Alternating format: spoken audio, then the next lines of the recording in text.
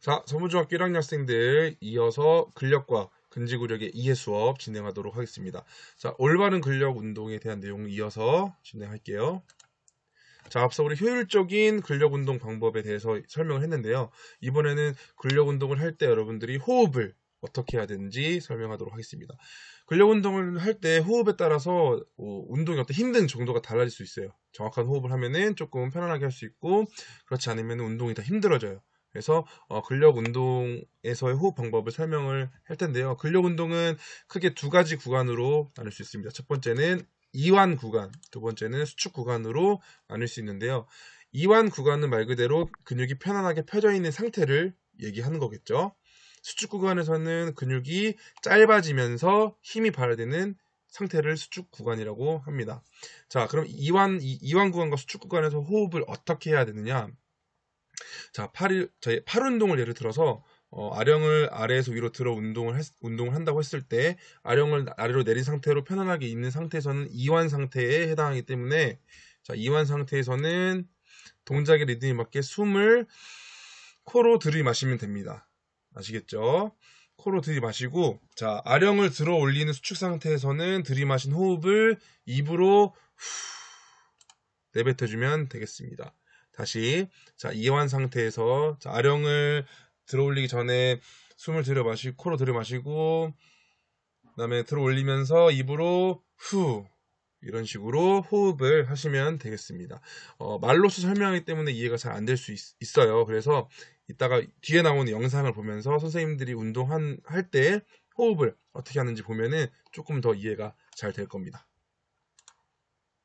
자, 이제 여러분들이 근지구력 운동을 통해서 체력이 향상됐을 때 어떤 장점들이 있는지 보도록 하겠습니다.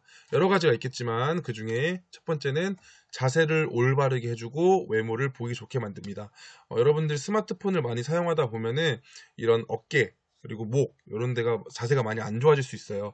근데 너무 안 좋은 건 당연히 병원에 가야 되는 거고, 운동을 통해서 충분히 교정할 수 있다. 그리고 외모 같은 경우도 운동을 하게 되면 혈액순환이 굉장히 잘 되기 때문에 혈색이 굉장히 좋아져요. 그렇기 때문에 외모를 보기 좋게 만들 수 있다라는 장점이 있습니다. 자, 두 번째는 관절의 안정성을 증가시킨다. 자, 이 얘기는 여러분들 관절들은 근육의 수축에 의해서, 이 수축과 이완에 의해서 움직임을 갖게 되는데, 이때 근력이 약하게 되면은 이 관절에 부담을 많이 줄 수 있게 됩니다. 따라서 이런 운동을 통해서 근력이 향상됐을 때에는 관절 안정성을 증가시킬 수 있는 겁니다. 세 번째는 평소에도 에너지 소비량을 증가시켜서 체중 감소 유지에 도움을 주는 건데요. 여러분들은 핸드폰을 하는 와중에, 가만히 앉아 있는 와중에도 에너지는 계속 소비가 됩니다. 따라서 근력 운동을 통해서 근력이 향상이 되면은, 근육량이 증가하거나 향상이 되면은 에너지 소비량도 증가가 되면서 이러한 장점을 발휘할 수 있게 되는 겁니다. 자, 네 번째는 고혈압과 당뇨와 같은 성인병 위험을 감소시킨다. 당연한 얘기겠죠. 운동 부족으로 발생되는 이런 성인병들을 근력과 근지구력 운동을 통해서 위험을 감소시킬 수 있습니다. 마지막 다섯 번째는 심리적인 안정감을 준다는 겁니다. 운동을 하고 나서 어떤 상쾌함을 느낀다든지, 하루 일과 중에 여러분들이 운동을 했다는 것에 대한 만족감을 통해서 이런 안정감을 가질 수 있습니다. 자, 네 번째입니다. 근육 부상과 예방하는 방법. 자, 근육 부상에는 여러 가지 부상 종류가 있는데 크게 두 가지로 여러분들은 이해할 수 있을 것 같습니다. 첫 번째는 근육 통증, 두 번째는 근육 경련입니다. 자, 비슷한 의미긴 한데 원인이나 어떤 현상에 대해서는 약간 다른 점이 있거든요. 먼저 근육 통증을 보면은 운동 중이나 운동 후에 근육에 피로물질이 쌓이거나 혈관이 좁아지면서 발생된다. 근육에도 계속 운동하다 보면은 물질이 쌓여요. 피로물질이 쌓이고 계속 근육이 수축하기 때문에 혈관이 좁아지게 되겠죠. 그러면서 근육이 막 찢어지는 느낌이라든지 바늘로 콕 찌르는 느낌이 드는 이러한 근육 통증이 발생될 수 있습니다. 다음 근육 경련 같은 경우는 근육이 수축하는데, 움직이는데 필요한 물질들이 오히려 이번에는 부족하게 되면서 근육이 평소 수축하는 것보다 더 큰 수축을 하게 되면서 통증을 유발하는 겁니다. 쉽게 말해서 쥐가 났다라고 하는 게 바로 근육 경련인 겁니다. 쥐 알죠? 쥐 나는 거. 자, 그래서 이러한 근육 부상들은 예방과 그리고 대처를 할 수 있는데요. 공통적으로 우리 준비 운동과 웜업을 통해서 예방할 수 있습니다. 부상 예방의 아주 특효약 준비 운동, 웜업 이걸 통해서 근육 통증과 근육 경련 예방할 수 있고요. 그다음에 수준에 맞는 운동을 하셔야 됩니다.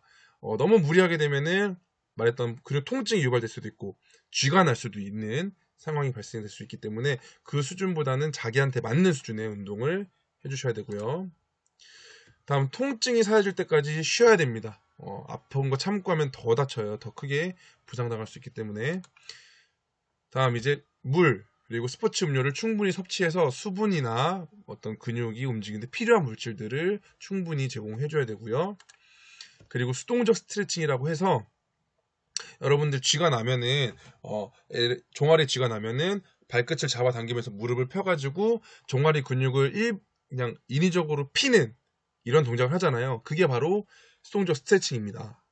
아시겠죠? 그래서 근육 부상과 그다음에 우리가 충분히 이러한 방법들을 예방하고 대처할 수 있다라는 거 아시겠죠? 자, 이렇게 해서 이론적인 내용들은 이제 한번 여기까지 다뤄봤는데요. 정리를 하고 넘어가도록 하겠습니다. 첫 번째 근육의 구조 얘기했죠. 근육은 하나의 섬유 다발이다. 섬유들이 모여서 근육이 됐다. 두 번째 근육이 성장할 때는 아파야 한다. 하지만 너무 큰 아픔은 병원에 가야 한다. 안 됩니다. 너무 큰 거는 다친 거예요. 아픈 게. 근육과 지방은 다르다 얘기했죠. 그다음에 정리운동과 준비운동을 통해서 부상을 꼭 예방할 수 있고요. 그다음에 효율적인 운동 방법 3가지, 대근육에서 소근육으로의 운동, 운동과 운동 사이에 휴식을 할 수 있는 운동을 주고, 그다음에 근육을 24시간, 48시간 동안에 휴식을 줘야 한다는 거. 그리고 호흡법, 이완 상태에선 코로 들이마시고 힘줄 때는 후 입으로. 그다음에 근육 부상 종류, 근통증이랑 근육 경련 2가지 얘기했고요. 예방할 수 있는 방법은 충분한 준비 운동과 웜업 그리고 충분한 수분 섭취와 영양 섭취로 또 예방할 수 있고 쥐가 났을 때는 수동적 스트레칭을 하면 된다. 자, 이렇게 해서 이론적인 내용을 다 다뤄봤고요. 이제는 최영현 선생님과 제가 영상을 통해서 근력, 근지구력 강화 운동을 설명하도록 하겠습니다. 자, 다음 영상 시청해 주시면 되겠습니다. 첫 번째로는 근력 운동 중에서 우리가 상체에 대한 거를 해볼 건데, 상체 중에서도 여러분들이 흔히 알통이라고 부르는 상완 이두근에 대한 운동입니다. 그래서 2가지 방식으로 진행이 돼요. 여기 여러분들 기준으로 왼편에 보이는 영희쌤은 덤벨 있죠? 여러분들이 아령이라고 부르는 거, 공식적인 명칭은 덤벨이에요. 그래서 12kg짜리 덤벨을 들고요. 또 수빈쌤은 또 집에 덤벨이 없는 학생들도 있기 때문에 물병 1.5리터짜리 물병에다가 물을 가득 담아서 이렇게 2가지 방식으로 보여줄 겁니다.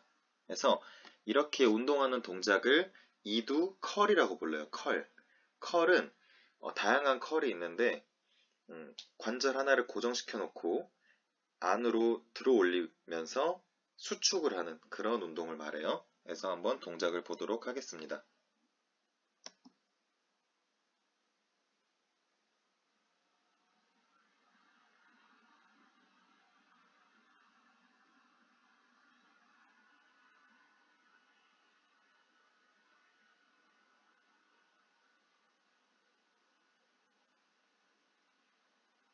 두 번째로 보여줄 동작은 상체 중에서 우리가 가슴 근육과 그리고 앞쪽 어깨 근육 그리고 팔에서 아까 이두 운동 있죠, 알통, 그거의 반대 뒤쪽에 삼두근, 상완 삼두근 운동을 하는 복합적인 운동인 팔굽혀펴기를 보여줄 건데, 여기 영희쌤은 이렇게 좀 근력이 있어서 무릎을 대지 않고 할 수 있는 친구들은 영희쌤 동작을 따라하면 되고, 만약에 조금 힘이 부족하다 그럼 수빈쌤이 하시는 동작을 따라하면 되겠습니다.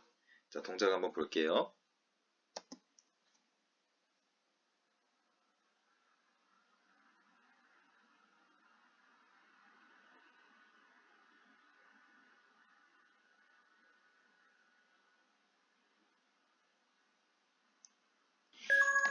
다음은 하체 중에서 가장 대표적인 동작인 스쿼트 동작인데요.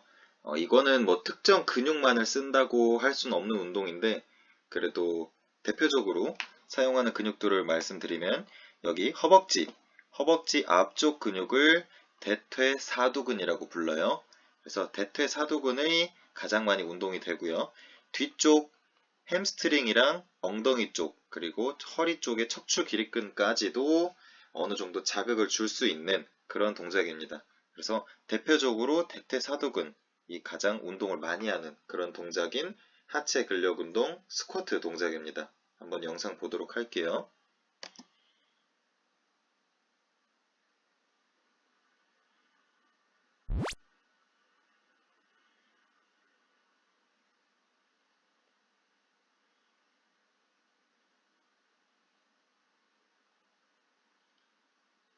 자, 이번에는 측면에서 한번 보도록 하겠습니다.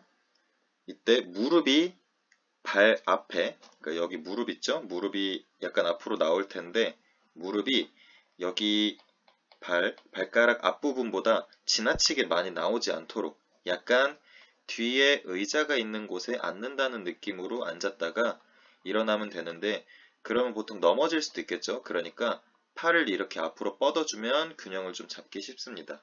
그러면 측면에서 한번 동작 보도록 할게요.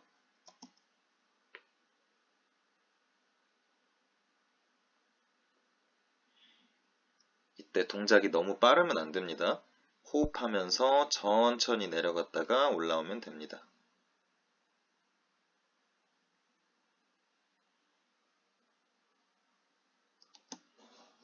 이번에는 아까 스쿼트가 주로 허벅지 앞쪽 여기를 자극하려고 했던 운동이라면 이번에는 엉덩이, 이 대둔근과 허벅지 뒤쪽 대퇴이두근이라고도 부르고 영어로는 햄스트링이라고 부르는 이 뒤쪽 근육을 주로 자극하기 위한 동작인데 수빈 선생님은 앞쪽으로 프론트로 할 거고요.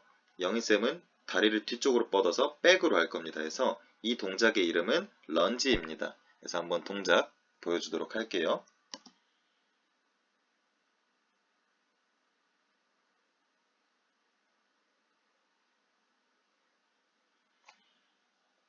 다리를 보면 앞다리 90도, 뒷다리 90도 되는 게 보이죠? 이게 포인트고 엉덩이와 햄스트링 쪽에 자극을 느끼면 됩니다.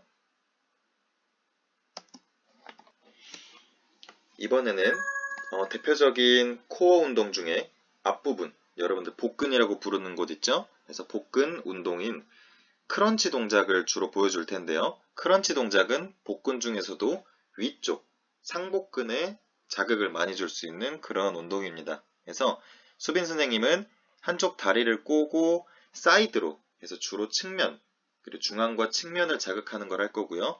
영희쌤은 여기 보면 발에 복숭아뼈가 있어요. 복숭아뼈를 터치하는 방식의 크런치 운동을 한번 해보도록 하겠습니다.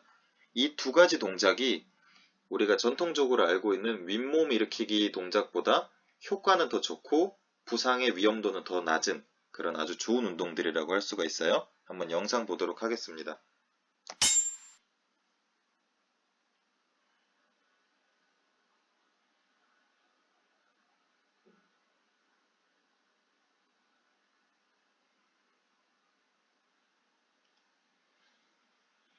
이번에는 동작을 조금 바꿔서 수빈 선생님은 발만 바꿨고요. 영인쌤은 이렇게 아까는 다리를 붙이고 있다가 조금 들어 올려서 난이도를 조금 올렸습니다. 그래서 동작 보여드릴게요.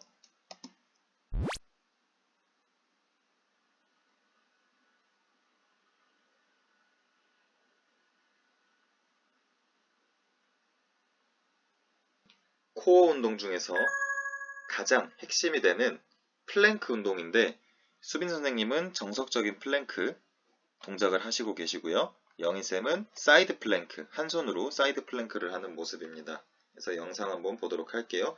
이때 제일 중요한 건 여기 팔의 각도가 90도가 돼야 돼요. 그래서 몸이 앞으로 쏠리거나 너무 뒤쪽으로 쏠리면 안 되고요. 몸이 최대한 일자가 되어야 합니다. 엉덩이가 너무 이렇게 들리거나 혹은 밑으로 가라앉거나 하면 안 되고 최대한 일자로 이렇게 아래에서 위쪽으로 이런 식으로 해주는 게 중요합니다. 동작 보도록 할게요.